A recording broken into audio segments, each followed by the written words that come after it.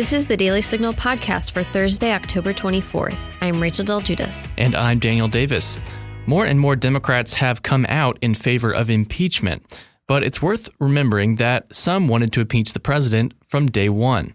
Those voices are often associated with the resistance, and my guest today has written a new book about these individuals, saying that they are the destructive force in American politics rather than President Trump. Our guest will be Kimberley Strassel from the Wall Street Journal. And by the way, if you're enjoying this podcast, please be sure to leave a review or a 5-star rating on iTunes and encourage others to subscribe. Now, onto our top news. President Trump lifted sanctions on Turkey on Wednesday after announcing a permanent ceasefire deal had been reached in Syria. The president said he was contacted by the Turkish government, who said they're stopping their military offensive in Syria and that the ceasefire would be permanent. In response, President Trump said that he lifted sanctions placed on Turkey last week and that a small number of U.S. troops would remain in the area to protect Syrian oil fields. Here's part of what he said at the press conference. We were supposed to be there for 30 days. That was almost 10 years ago. So we're there for 30 days. And now we're leaving. It was supposed to be a very quick hit, and let's get out. And it was a quick hit, except they stayed for almost 10 years. Let someone else fight over this long, blood-stained sand. President Trump's announcement came a day after Turkey and Russia struck a deal to remove Kurdish fighters from northeastern Syria. Republican lawmakers stormed a secure room at the Capitol on Wednesday, a room in which their colleagues were questioning witnesses in the impeachment probe. Over 12 lawmakers met outside the locked room, known as the SCIF, and then were kicked out. Most of the group refused to leave and ordered pizza during the sit-in, according to the Washington Examiner. The staff of Congressman Louis Gohmert of Texas were posting updates from Gohmert via Twitter, saying, "I'm currently in the SCIF with my colleagues without our phones. We plan on staying here until we negotiate a resolution." The Associated Press is reporting that Ukrainian President Volodymyr Zelensky felt pressure from the Trump administration as early as May to investigate former Vice President Joe Biden. The AP reports that more than 2 months before the July phone call that sparked the congressional probe, Zelensky sat down with advisors to discuss how to navigate insistence from President Trump and his personal lawyer, Rudy Giuliani, for a probe into Biden, as well as how to avoid becoming entangled in U.S. elections. The AP cites 3 unnamed individuals with knowledge of the meeting.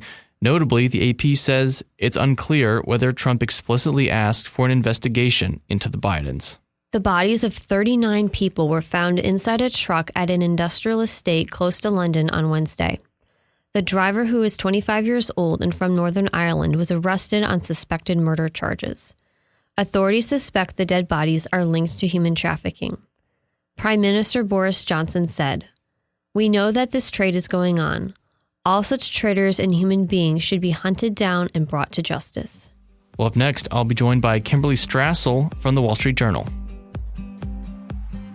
Do you have an opinion that you'd like to share? Leave us a voicemail at 202-608-6205 or email us at letters@dailysignal.com. Yours could be featured on the Daily Signal podcast. I'm joined now by Kimberley Strassel. She is a member of the Wall Street Journal's editorial board and author of the new book, Resistance at All Costs: How Trump Haters Are Breaking America. Kimberley, appreciate your time today. It is so great to be here. Thank you for having me. So we hear so often in the media that President Trump is degrading our norms and eroding our institutions. But your book is basically suggesting the opposite. You're saying that not his critics and opponents, but Trump haters are actually the ones who are breaking America. And I want to ask you, who fits that description exactly of a Trump hater? And what's the damage they're doing? Yeah, I go through this in the book because there was great care taken with that subtitle. It's a bit of an aggressive subtitle. However, when the publishers and I were first talking about this book and throwing around possible titles, the suggestion was made that it say Trump critics are breaking America, how Trump critics. And I rebelled against that because I am a Trump critic at times. I think that most thinking conservatives look at this administration much as they've looked at all prior administrations. There are things that they approve of, things that they don't approve of. I think we have an obligation as citizens to look at a presidency that way. The haters are something different. I argue that these are the folks who, from the moment Donald Trump was elected, actually potentially even before he was elected, had decided that he was a illegitimate president, that he was incorrectly occupying the White House. And along with that, and this is an important part of the book, came the mentality that they were therefore justified in crossing any boundary or breaking any norm in order to remove him from that position. Yeah. And, in the book, you go through a bunch of different segments of these groups. You talk about the media, you talk about judicial activism, judges legislating from the bench. But, we've had judicial activism for a long time. We've had a liberal media for a long time. And even in the Bush days, we did have Democrats comparing him to, the Nazis. So how much of this is truly new? So I totally agree with you that we have had plenty of ugly partisanship over the years and fights over some of this over the years. The argument of the book is that what distinguishes this time is, again, the willingness of people to cross boundaries and take actions that we haven't taken in the past. And I try really hard in the book to lay out what those are, because I think a lot of Americans, they have a generalized sense that whatever is going on in Washington, or certainly a lot of Trump voters, that it's beyond the pale, beyond boundaries. And I try to lay out what exactly people have done along the way that is so transgressive. So, for instance, you mentioned judicial philosophy. We've always had conservative judges and liberal judges. That's a question of ideology. What we have not witnessed before, at least not in any way to the extent we're seeing now, is judges also willing to flout basic judicial norms as a way of roadblocking this presidency. So, for instance, I have a statistic in there. Donald Trump has been subject to more nationwide injunctions of his policies than all of the 6 presidents before him combined, which is an astonishing thing. And look, the Supreme Court very much discourages judges from issuing national injunctions, except for in extreme circumstances, because of a couple of reasons. They think that executives are accorded a certain amount of deference in policy, and that you need to let litigation play out. But also because it stifles judicial debate. We have a system in which we have different appellate circuits. We encourage them all to come to their different conclusions, fight this out until it gets up to the Supreme Court. But when you have a judge issuing a nationwide injunction, he is essentially imposing his view on the country. And this has been so bad that recently even Clarence Thomas, in an opinion, said, you folks need to knock it off. So these are the kind of new situations that I'm talking about in the book. Yeah. And of course, one of the big claims that the resistance advocates make is that this is justified because this president is uniquely a threat to America, that he is flouting executive power in a way that is unprecedented or some kind of unique threat. I think a perfect example of this is actually a new book that's coming out next month, written anonymously by the New York Times op-ed writer. This was just reported this week in CNN. This is crazy. The anonymous resistance person within the Trump administration is now coming out with a book while staying anonymous. And that's just, I think, one example you could pick of people saying, an extraordinary measure is warranted because of the extraordinary threat the president. So to that claim, though, how does Trump's use of his executive power compare to past presidents? Yeah, so I have a whole chapter in this about this because, again, their claim over the years, ever since he was elected, is that he is destroying democracy, undermining our core constitutions. Again, I think he's norm breaking, certainly. OK, Donald Trump, in terms of his speech, his rhetoric, his tweets, sometimes his demeanor in office. We've never had a president like this before. And his critics would say it's highly unpresidential. His supporters would say, actually, we elected him for that reason. But my argument and the chapter in the book, if you step back and you actually look at institutions, this has, in fact, been an extraordinarily rule-bound administration in terms of department and agency actions and executive power. in part because a lot of the people that flooded in to work for the Trump administrations were people that had been very disturbed by the prior administration's abuse of executive powers. And all of these agencies going around Congress, coming up with, vast new regulations and regulatory programs, whether it be the clean air or, the climate change agenda at the EPA or other things. So, and then you had folks like Don McGahn, the former general counsel, who came in and had spent years of his life fighting against this kind of administrative state and made sure that there were general counsels appointed into every one of these departments to rein all of this back in. Donald Trump, people talk about the fact that he's issued a lot of executive orders, but if you look at the nature of those executive orders, the vast majority of them are telling government to stand down or get out of the way of business, which is absolutely fundamentally 180 degrees opposite of how Obama used his power. Right. And there's also a lot of talk about the deep state, even though Trump has taken over the executive agencies, that there are these bureaucrats within those agencies that are undermining his agenda.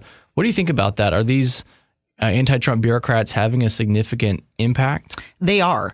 And I'd like to hasten to say that obviously there are many federal employees who do their job dutifully every day. But there is a significant minority that have openly said they're part of the resistance. There's been some different tapes of them saying we belong to the resistance. We exist to undermine what he's doing here and throw sand in the works of his agenda. But there's also just more compelling evidence of the problems that this cause. I cite, for instance, Senator Ron Johnson, who runs a government committee in the Senate.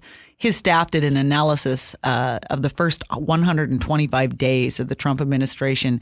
In that time period, there were 126 leaks, more than one a day. And many of them dealt with really sensitive national security information.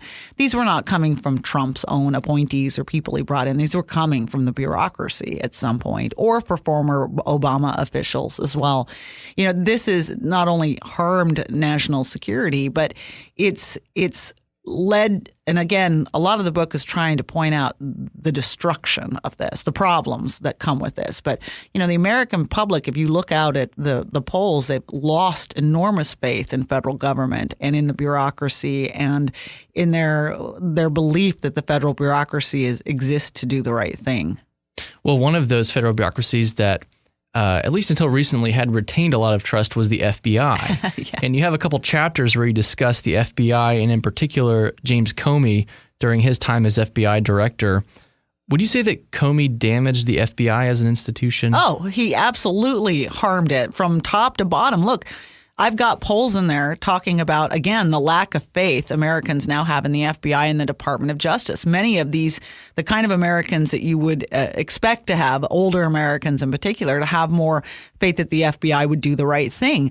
And it isn't just that lack of faith, but look at the hollowing out of that agency. Nearly all of its leadership is now gone. They were either fired or reassigned or they resigned because of these extraordinary actions that they took. And it still astonishes me that we even can say the following statement, that the FBI opened a counterintelligence investigation into an active presidential campaign.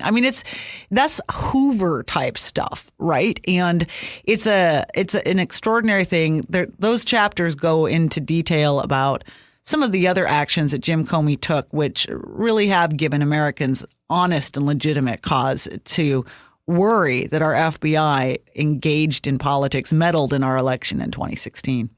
And then, of course, there was Robert Mueller, the special counsel who went on a 2-year investigation, which many saw as shoring up our democracy and investigating foreign threats to our elections.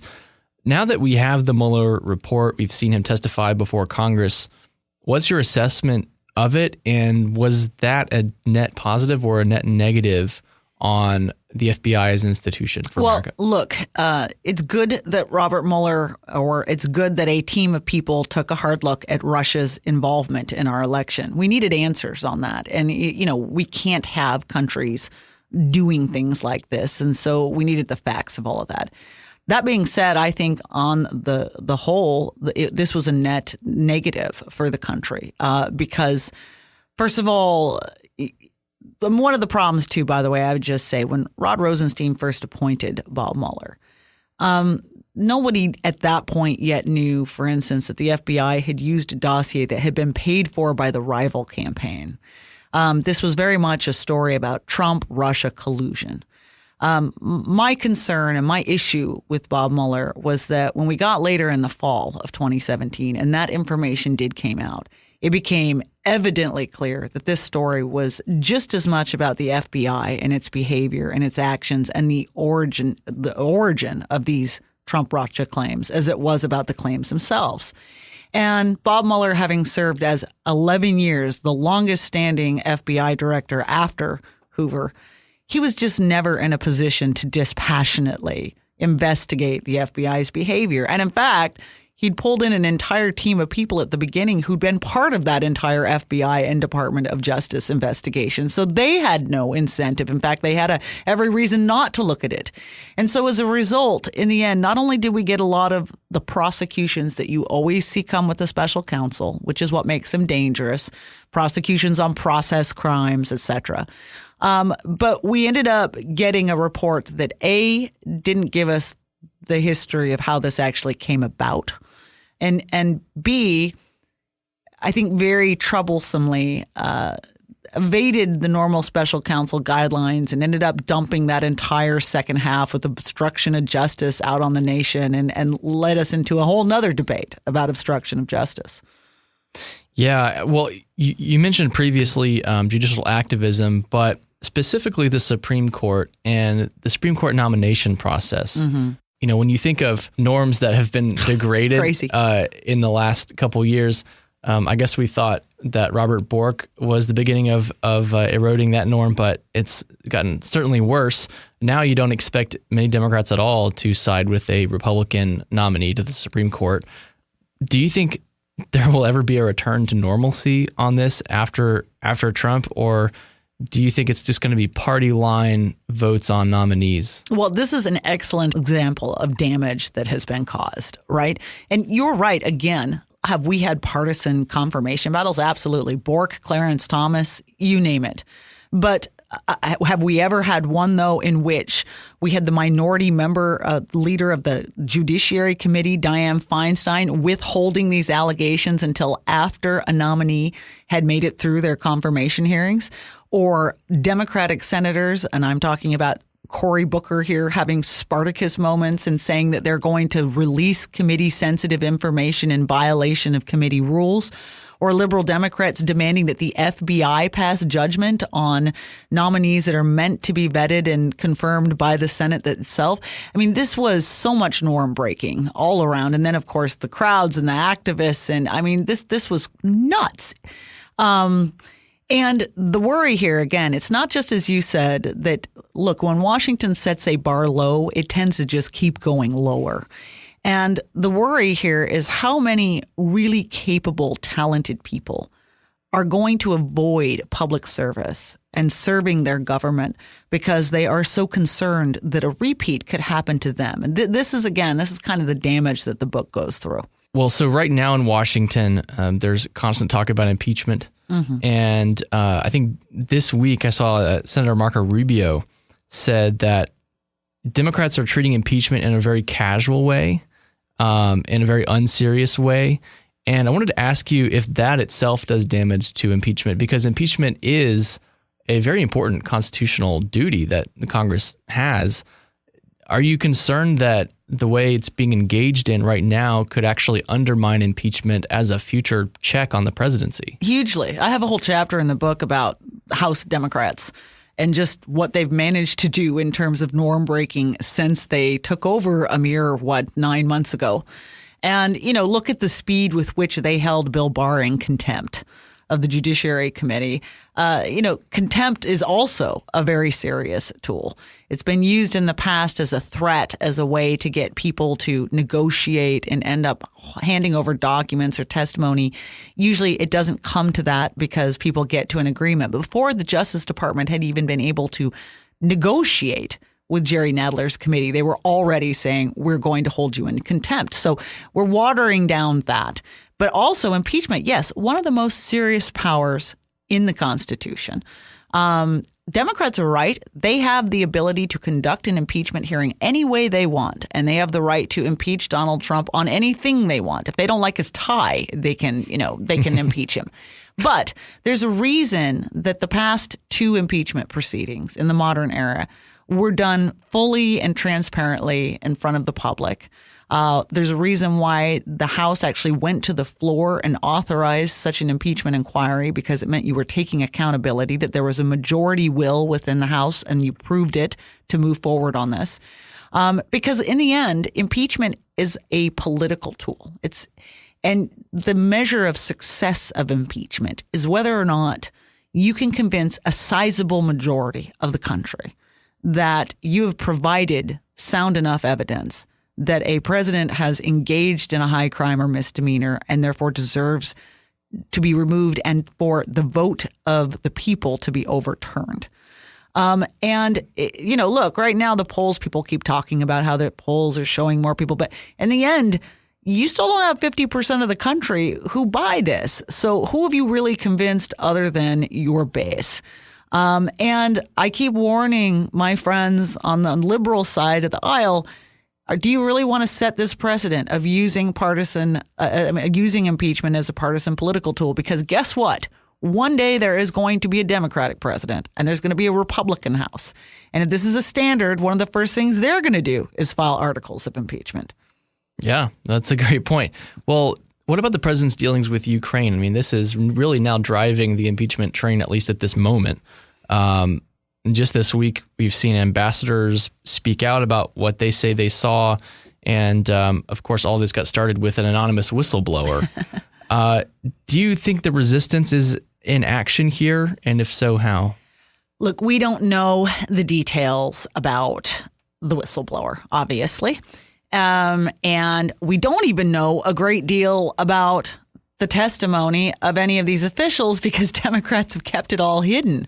We've had some leaked opening statements. There's no question that Bill Taylor, for instance, the former charge d'affaires to the Ukraine, seems to have expressed a very strong suspicion that the White House was withholding aid for partisan political purposes. But again, even if you read his opening statement, he says, here's why I want to tell you this is why I believe this. Because in essence, he doesn't really have any evidence of it. It's his own judgment.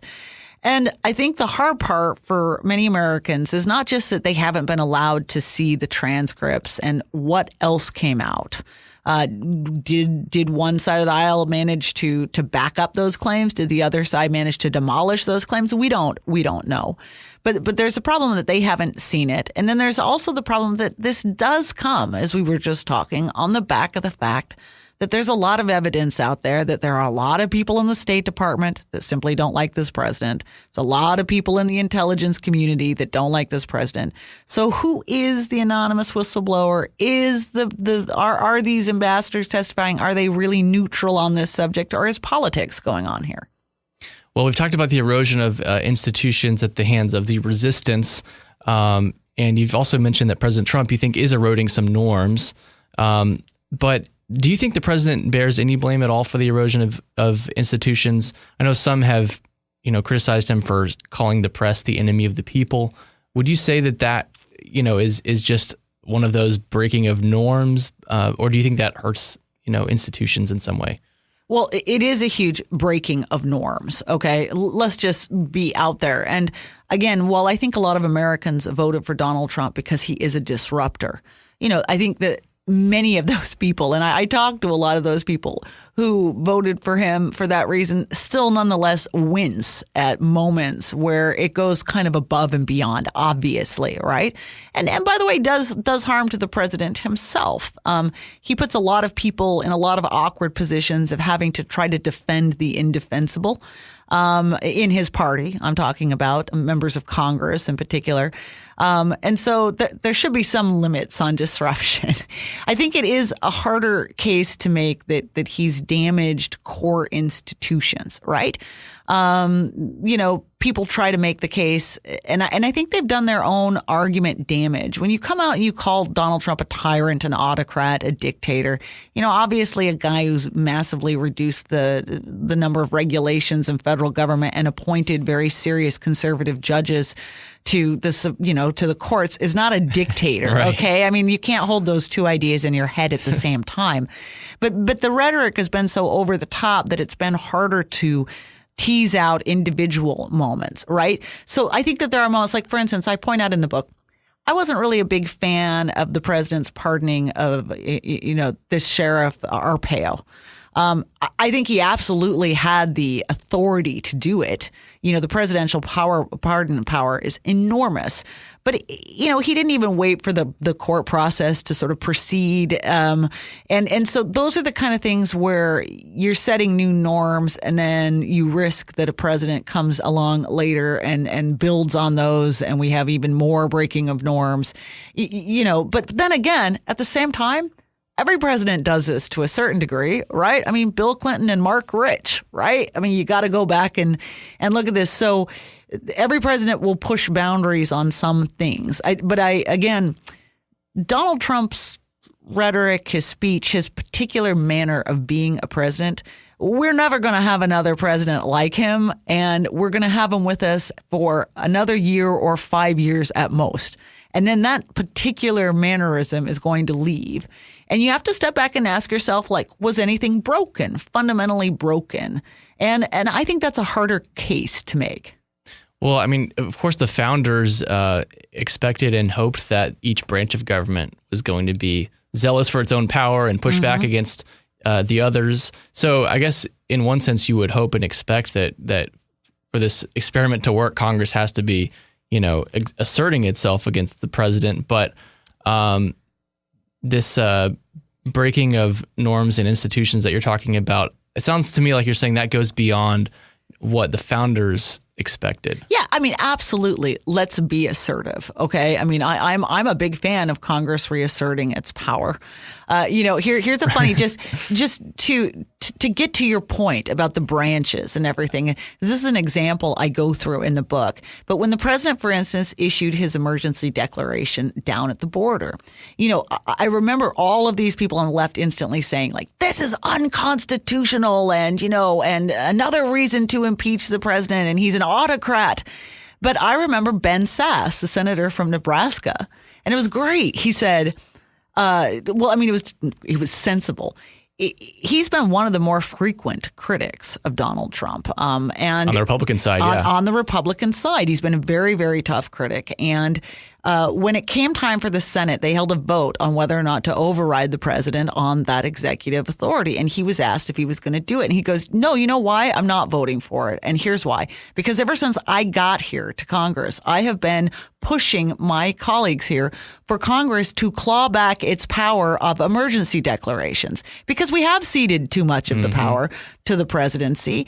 But guess what? This is what we get. And it is not clear to me that he has in fact violated anything in issuing this border emergency declaration because we've let presidents do this over a period of decades.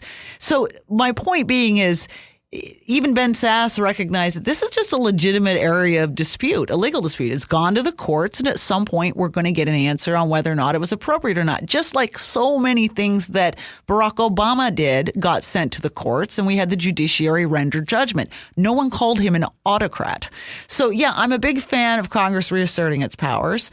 But I would like to think that it would do so with some deliberation about the powers that they really need to claw back, rather than using its powers in brand new ways that lower the bar on some things and potentially damage our republic. Yeah, the question is Congress willing to take on the responsibility of reclaiming those powers that they've outsourced to the executive branch? Are they really in the long term willing to do what's required to take back those powers from from the president's own branch. I mean, that's really what it comes down to. No, right? I mean, Ben Sasse, by the way, is just brilliant on this subject. He has delivered some of the best sort of like schoolyard rock speeches down on the Senate floor saying, what are we even doing here as an institution anymore? We sit around and gripe about stuff that the agencies do, but we don't pass laws re-clarifying what, in fact, the limits of their power are. We don't pass legislation anymore. We basically have big fights over, Senate nominees and then, and then do an omnibus bill at the end of the year. And then do an omnibus. We don't do our spending bills. We don't, we have certain obligations and Congress is ceding its powers right and left. So, yeah, by the way, bring on congressional emancipation. But how about we do it instead of just some of your basic core responsibilities instead of, whipping out impeachment for, we've been doing this now for so long. Well, the book is called Resistance at All Costs, How Trump Haters Are Breaking America. Kimberley Strassel, it's been a pleasure. Thanks for your time today. Yeah, thank you for having me in. Do conversations about the Supreme Court leave you scratching your head? If you want to understand what's happening at the court, subscribe to SCOTUS 101, a Heritage Foundation podcast breaking down the cases, personalities, and gossip at the Supreme Court. And that'll do it for today's episode. Thanks for listening to the Daily Signal podcast, brought to you from the Robert H. Bruce Radio Studio at the Heritage Foundation. Please do be sure to subscribe on iTunes, Google Play, or Pippa. And please leave us a review or a rating on iTunes to give us any feedback. We'll see you again tomorrow. The Daily Signal podcast is executive produced by Kate Trinko and Daniel Davis. Sound design by Lauren Evans and Thalia Rampersad. For more information, visit dailysignal.com.